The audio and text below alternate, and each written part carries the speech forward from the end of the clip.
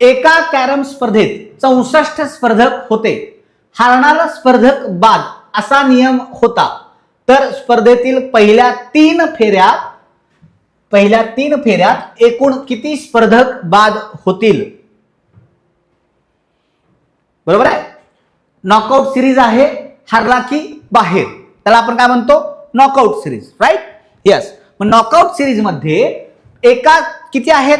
Carrom मध्ये 64 स्पर्धक आहेत, हारणारा स्पर्धक बाद, म्हणजे एका वेळी दोघ जण खेळतील. ठीक आहे, हारणारा बाद असेल तर. म्हणजेच पहिल्या फेरीत किती बाहेर पडतील? एक जिंकेल एक हारेल ना, म्हणजेच 64 भागिले 2 किती झाले? 32. बरोबर. दुसऱ्या राऊंड मध्ये किती बाहेर पडतील? 32 भागिले 2 किती झाले? 16. थर्ड राऊंड मध्ये किती बाहेर पडतील? 16 भागिले 2 8. आपल्याला विचारले काय? पहिल्या 3 फेऱ्यात किती स्पर्धक बाद होतील?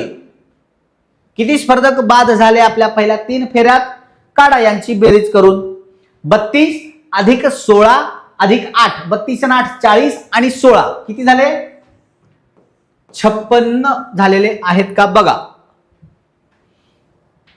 खानदेशी मित्र, फक्त घाई करू नका तुम्ही उत्तर सांगण्याची, तुम्हाला जमेल, फक्त घाई करू नका.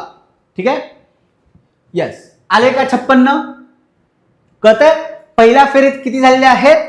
32 जण बाहेर गेले. का तर एकमेकांसमोर बसलेले आहेत, म्हणजे 32 कॅरम असतील, 64 प्लेयर एकमेकांसमोर असे करून बसलेले असतील. बरोबर आहे. म्हणजे 32 जण बाहेर गेले. मग पुढची मॅच कशात होईल? या 32 जणात होईल. बरोबर. मग त्यातून 16 जण बाहेर जातील, 16 जण जिंकतील. त्याच्यानंतर या 16 मध्ये तिसरा राऊंड होईल, मग यातून 8 बाहेर जातील, 8 पुढे जातील, जिंकतील. कळतंय? म्हणून आपल्याला तिसऱ्या राऊंड नंतर एकूण किती स्पर्धक बाद होतील हे विचारलेलं आहे. म्हणून यांची आपण बेरीज करून उत्तर काढलेलं आहे. यस काळीराम, बरोबर आहे.